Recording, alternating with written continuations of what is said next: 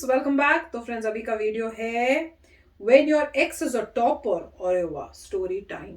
कमाल है यार, x is a topper. X को एक्स ही ने एक्स बनाना नहीं चाहिए था फिर तो वीडियो शुरू करते हैं और देखते हैं इनकी स्टोरी टाइम क्या है। वीडियो शुरू करने से पहले अगर आप चैनल पर नए हो और आपने अभी तक सब्सक्राइब नहीं किया तो जल्दी से पहले सब्सक्राइब के बटन और बेल आइकन को क्लिक कर लो ताकि आपको हमारे सारे न्यू वीडियोस के नोटिफिकेशन मिल जाए जैसे हम अपलोड करें। अगर आपको वीडियो पसंद आता है प्लीज लाइक एंड शेयर। चलिए शुरू करते हैं। तो ये बात है उस जमाने की। बदल लो भाई बदल लो, 3 साल हो गए, अब तो इंट्रो बदल लो। Story time.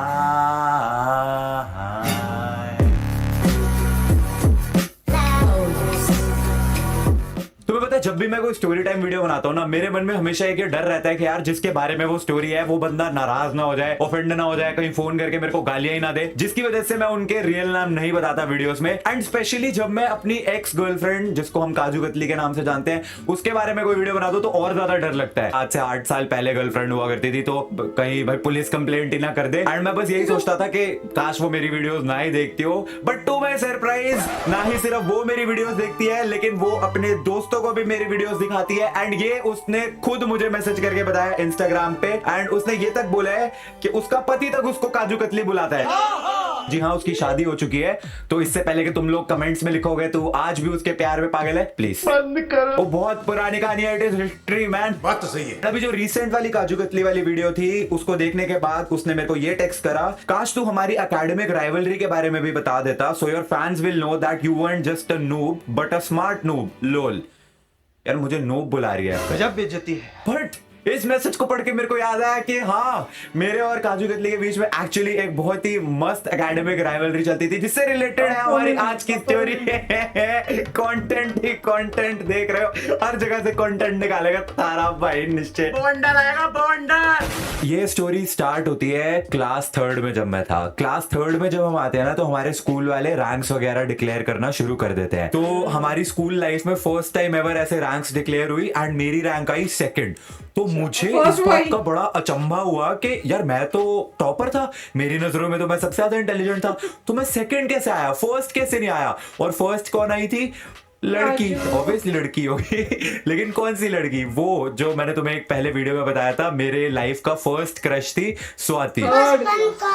Anyways 3rd class खत्म हुई, हम क्लास 4th में आए। एंड अब तो मैंने ठान लिया था कि भाई अब कुछ भी हो जाए, इस साल तो मैं फर्स्ट आऊंगा ही। मैं बहुत कंपेटिटिव था, मुझे फर्स्ट आना था। पूरे साल मेहनत करी, पढ़ाई करी, and again to my disappointment मैं 3rd आया। क्यों? क्योंकि मेरे से आगे 2 लड़कियां, लतिका और ईशा, एंड मैं 3rd रह गया बेचारा फिर से। अब तो मैंने ना ऐसे संकल्प, दृढ़ निश्चय कर लिया। देख रहे हो पन, देख रहे हो मेरा नाम निश्चय, क्योंकि मैंने निश्चय कर लिया कि कुछ भी हो जाए, क्लास 5th में तो अब मैंने फर्स्ट आना ही आना है। क्लास 5th में पहली बार मैं और काजू कतली सेम सेक्शन में हुए थे। एंड क्लास 5th में हमारी क्लास टीचर होती थी नीति मैम। मैं नीति मैम को ना इम्प्रेस करने के लिए बहुत ऐसा कोशिश करता था, क्योंकि मैंने एक चीज पिछले 2 साल में ये देख ली थी कि जो टीचर्स के साथ अच्छी बना के रखेगा, उनकी बातें मानेगा, उनका लाडला होगा, एक्चुअली लाडली होगी, क्योंकि ज्यादातर ऐसी चीजें लड़कियां करती है। यू नो, टीचर्स पे इंप्रेशन वगैरह बनाने में, अच्छी hand writing, yes ma'am, ma'am ये देखो मैंने होमवर्क भी कर लिया, मैंने आने वाले 3 चैप्टर्स जो अभी तक आपने पढ़ाए नहीं है वो भी कर दिए, मैंने क्लासरूम भी क्लीन कर दिया, मैंने ये कर दिया, वो कर दिया, फलाना ढमकाना सब।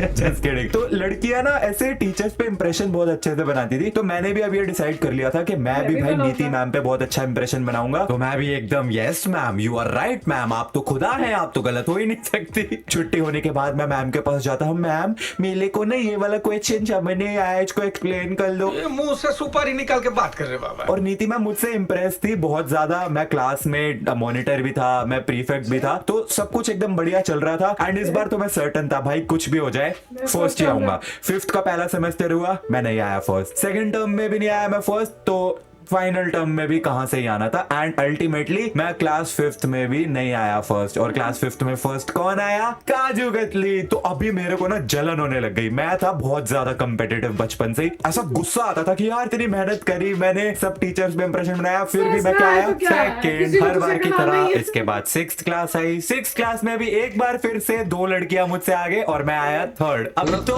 आदत।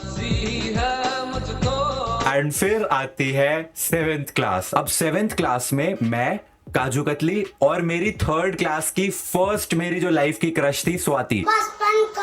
हम तीनों सेम सेक्शन में एंड हम तीनों अपने क्लास के टॉपर्स। फर्स्ट टर्म हुआ एंड फर्स्ट आती है काजू कतली, मैं आया सेकंड एंड स्वाति आई थर्ड। वंस अगेन मैं डिसअपॉइंटेड। भाई वही हो रहा है, हर बार लड़कियां जो है वो लैंग्वेजेस में मेरे से ज्यादा आगे निकल जाती है। मेरे मैथ साइंस एसएसटी तीनों में अच्छे नंबर आते थे, लेकिन इंग्लिश हिंदी में मैं हमेशा रह जाता था। मेरे को कभी ऐसा ना वो ऐसे राइटिंग आर्टिकल्स लेटर्स वगैरह मेरे को कभी वो चीजें पसंद आई नहीं, और जो चीज मेरे को पसंद ही नहीं थी उसमें मैं नंबर नहीं ला सकता था। ये तो अब हो चुका था फाइनल। और लड़कियां जो थी मेरे से हमेशा 10-10 15-15 नंबर ज्यादा ही लाती थी इंग्लिश में, क्योंकि ये लोग राइटिंग में बहुत अच्छी होती थी ना। To honourable with respect regards your sincerely फलाना ढिमकाना, ये सब में लड़कियां हमेशा अच्छी होती थी, मतलब एटलीस्ट मुझसे तो मच बेटर। तो मेरे साथ वही हुआ, फर्स्ट टर्म में मैं नहीं आया फर्स्ट। लेकिन सेकंड टर्म में इंग्लिश के पेपर वाले दिन हमारे ना पेपर स्टार्ट होने से पहले अटेंडेंस होती थी, तो रोल कॉल हुई। जैसे ही काजू कतली की कोई रिस्पॉन्स ही नहीं आया, तो सबने मुड़ के देखा, हाइला काजू कतली तो आई नहीं अभी तक पेपर देने। पेपर स्टार्ट हुआ, पेपर खत्म हो गया एंड देन आई रियलाइज्ड कि काजू कतली आई नहीं है। एंड बाद में हमें पता चला कि उसकी तबीयत खराब थी, इसलिए उसने इंग्लिश का पेपर मिस कर दिया, जिसकी वजह से ultimately kaju katli second term में फर्स्ट नहीं आई। और कौन आया फर्स्ट? मैं। फाइनली अपनी लाइफ में थर्ड क्लास से जो मैं एफर्ट्स कर रहा था, मेहनत कर रहा था, शिद्दत से जिस चीज को चेज कर रहा था, वो फाइनली अब हो चुकी थी। इतनी शिद्दत से मैंने तुम्हें पाने की कोशिश की है। सेकेंड टर्म में अपुन फर्स्ट आगे ला था, लेकिन अभी फाइनल टर्म बाकी था। अब थर्ड टर्म आया एंड हमारे जो फाइनल स्कोर्स लगते थे वो ऐसे होते थे, फर्स्ट टर्म के 10%, सेकेंड टर्म के 15% एंड फाइनल टर्म के 75% लगते थे इन द फाइनल स्कोर। तो अब काजू कतली ने जो सेकेंड टर्म में इंग्लिश का पेपर नहीं दिया था, उसकी वजह से जो उसके 15% वो लगने थे इंग्लिश के, वो तो जीरो हो गए। ठीक है, जिस वजह से अल्टीमेटली फाइनल जो स्कोर आया, मेरी percentage I 94.5% and kaju katli की आई थी कुछ 92%। एंड अगर इंग्लिश के एग्जाम के 15% मैं वो ऐड भी कर लेता, तब भी काजू कतली जो है वो फर्स्ट नहीं आती। पर ये चीज वो मानने को तैयार नहीं थी। वो मुझे बस यही टॉन्ट करती थी कि तू सिर्फ फर्स्ट इसलिए आया है क्योंकि मैंने सेकंड टर्म में इंग्लिश का पेपर नहीं दिया था। अगर मैं वो पेपर दे देती तो तू कहां से फर्स्ट आ जाता? वो तो मैंने पेपर ना दे के तेरे को फर्स्ट करवा दिया, ब्ला ब्ला ब्ला ब्ला। तो मेरी एक वो जो अचीवमेंट थी ना कि मैं अपनी लाइफ में फर्स्ट टाइम फर्स्ट आ गया था किसी क्लास में, उसकी वैल्यू खत्म हो गई। लग गए। Even after scoring 100 on 100 in maths तीनों टर्म में। जी हाँ, मेरे मैथ्स में 7th क्लास में तीनों टर्म में, first term second term third term, तीनों में 100 on 100 थे। जो मैथ्स की टीचर थी ना, जो पेपर बनाती थी, वो मेरे को ट्यूशन पढ़ाती थी। ये चीज किसी को नहीं पता होगी स्कूल में, पर मिली मैम जो है वो मुझे मैथ्स की ट्यूशन पढ़ाती थी, वही हमारी मैथ्स की टीचर भी होती थी। इसीलिए मेरे 7th के तीनों टर्म में 100 में से 100 आए थे, 8th के तीनों टर्म में 100 में से 100 आए थे। ऐसा नहीं बोल रहा मैं कि वो मेरे को आके पूरा पेपर ही बता देती थी, लेकिन because she was the maths teacher, तो उनको पता होता था कि किस टाइप के क्वेश्चन आने की प्रोबेबिलिटी ज्यादा है, तो इसीलिए मेरी प्रैक्टिस ज्यादा करा देती थी वो। समझ रहे ना आप? समझ रहे हो? समझ रहे हो? ये मेरी जिंदगी में एक दाग स्कार रह गया कि मैं पूरे 3rd से लेकर 12th तक सिर्फ एक बार फर्स्ट आया, और वो भी इसलिए क्योंकि मेरा प्रतिद्वंदी, मेरा ओपोनेंट जो है वो छुट्टी पे था। मतलब इसमें मेरी क्या गलती है यार। But may be kaju katli was right, क्योंकि 8th क्लास में काजू कतली और मैं फिर से सेम सेक्शन में थे एंड काजू कतली एक्चुअली में 8th क्लास में फर्स्ट आई थी और मैं नहीं आया था, मैं शायद सेकंड थर्ड ही था। तो may be she was right. वो नोज यार मैं अपनी अचीवमेंट की इज्जत नहीं कर रहा। नहीं मैं आया था, मैंने मेहनत करी थी फर्स्ट आने के लिए यार। Anyways guys, I hope you guys enjoyed this story time video. If you did, make sure to like it. And yeah, this is I think हमारी last video on kaju katli. तो फ्रेंड्स, मैं तो अपने लाइफ अपनी वो बचपन की बातें 7th और उस टाइप की सोच रही थी। मुझे तो इतना दूर का याद ही नहीं है। 2nd, 3rd, 4th, 5th, 6th तक नहीं याद। 7th के ऑनवर्ड्स मुझे याद है। 7th थोड़ा याद होगा, 8th का गोलमोल है, 9th का भी गोलमोल, फिर 10th, 11th, 12th आगे याद आते हैं। तो बस मैं वो सोच रही थी सब कुछ याद है। 3rd में क्या हुआ था, ये मेरी क्लास में ये थी, वो फर्स्ट आती थी, मुझे तो कुछ याद। मुझे तो ये भी नहीं याद मेरी क्लास में बच्चे कौन थे, मेरी क्लास होती कैसी थी, टीचर कौन थी, मुझे कुछ याद नहीं है।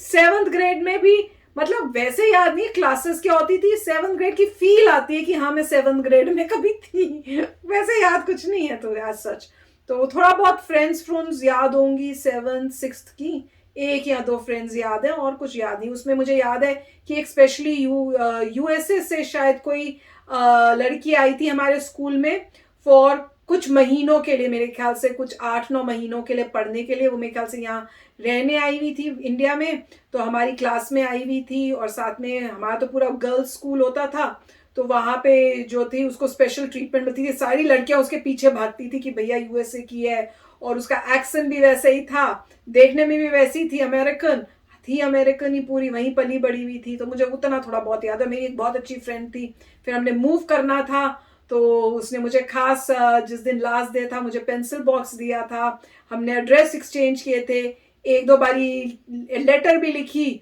उसके बाद उसकी लेटर मेरे पास नहीं आई या मेरी लेटर उसके पास नहीं गई और फिर बंद ही हो गया। और कई बार सपने भी आते हैं, याद आता है कि भैया हाय कनेक्शन कट गया, पता नहीं कहाँ होगी, क्या होगा, कहाँ शादी हुई है, कहाँ है, क्या है, तो वो ऐसे कट ऑफ हो गया। तो मैं तो यही सोचती रहेगी इस पूरे वीडियो में। पर अच्छा था, इंटरेस्टिंग था कि इतना थर्ड से ही इतना कंपटीशन कि भैया मैंने फर्स्ट आना, पर एटलीस्ट एक बार तो आ ही गया था, विच इज गुड। राइट मतलब मेरे ख्याल से भी बहुत अच्छी स्टोरी उन्होंने बनाई है, मगर इससे यही पता चलता है कि इंडिया में हमारे समय पे काफी डिफरेंट करिकुलम था, रट्टू तोते वाला। तो रट्टी तोते वाले जो हैं वो फर्स्ट आ जाते थे, जिनको एक्चुअली आता था प्रैक्टिकल एप्लीकेशन, वो नॉर्मली फर्स्ट नहीं आया करते थे, क्योंकि आपको पूरा रट्टा होना चाहिए इंस्टेड कि आपको एक्चुअली प्रैक्टिकली आप अप्लाई कर सके। परंतु उसके बाद जो है जब आप यूएस वगैरह में आते हैं, वहाँ पे जब एजुकेशन करते हैं तो आपको पता लगता है कि अच्छा अब हमारी बारी आई है कि जब आप एप्लीकेशन करके शाइन कर सकते हैं, आपको रटने की ज़रूरत नहीं है। अगर आप करके दिखा सकते हैं तो आपको समझ आ गया, आपको ये नहीं पूछेगा कोई कि उसके बारे में मतलब बताओ, उसकी डेफिनेशन बताओ, डेफिनेशन यूजलेस है, अगर तुम अप्लाई कर सकते हो तो नंबर 1 हो। तो उससे बहुत फर्क पड़ जाता है। और उसके बाद दुख भी मुझे हुआ था कि कैसे मतलब कितने सारे ब्रिलियंट माइंड्स होंगे इंडिया में जो रट्टू तोते नहीं थे और वो लाइफ में शायद अच्छी कहीं जगह नहीं जा पाए होंगे, इसीलिए क्योंकि उनको लिया नहीं होगा किसी ने कि रट्टू तोते हैं, जबकि उनमें बहुत ज़बरदस्त पोटेंशियल थी। अरे एजुकेशन सिस्टम ऐसा होता कि ट्रू पोटेंशियल देता कि जो लोगों को अप्लाई करना आता है, जो वाकई कर सकते हैं। अगर एजुकेशन सिस्टम अब जो हो चुका है चेंज, अगर एजुकेशन सिस्टम जैसे अभी एमसीक्यू की बात रही थी, कहीं मैंने देखा था एमसीक्यू आ रहे, तब बात आई कि एमसीक्यू है, अब तुम रट्टा से तो तुम कुछ नहीं कर सकते अनलेस कि रट्टू तोता बना के ही पूछ रहे हैं कि इसका राजा कौन था, तो बात अलग है। मगर साइंस वगैरह में अगर एप्लीकेशन के सवाल पूछ रहे हैं, एमसीक्यू में अगर आप एप्लीकेशन के सवाल पूछ रहे हैं, तब रट्टू तोते वालों को तो बैंड बज जाएगा, फिर उसी को पता है जिसे एक्चुअल कॉन्सेप्ट पता है, फिर जो ट्रू टैलेंट है वो ऊपर जाएगा। तो अब मेरे को खुशी होती है कि कुछ रिफॉर्म्स आ रहे हैं, जबकि दूसरी कंट्रीज में रिफॉर्म कब के आ चुके थे कि प्रैक्टिकली क्या बना के दिखाते हो, वो उसमें दम है बंदे में। तो काफी अच्छा वीडियो था। यस फ्रेंड्स, एटलीस्ट इनको एक बार फर्स्ट आने का फीलिंग आ गई, अच्छी बात है। तो चलो चलते हैं, मिलेंगे नेक्स्ट वीडियो में बहुत ही जल्द। Till then take care and bye bye. तो अगर आप मेरे इस चैनल पे नए हो तो जल्दी से सब्सक्राइब के बटन को हिट करो और बेल आइकन को क्लिक करो, ताकि आपको मेरा जब नया वीडियो मैं लगाऊं आपको उसके बारे में जल्दी से पता चल जाए।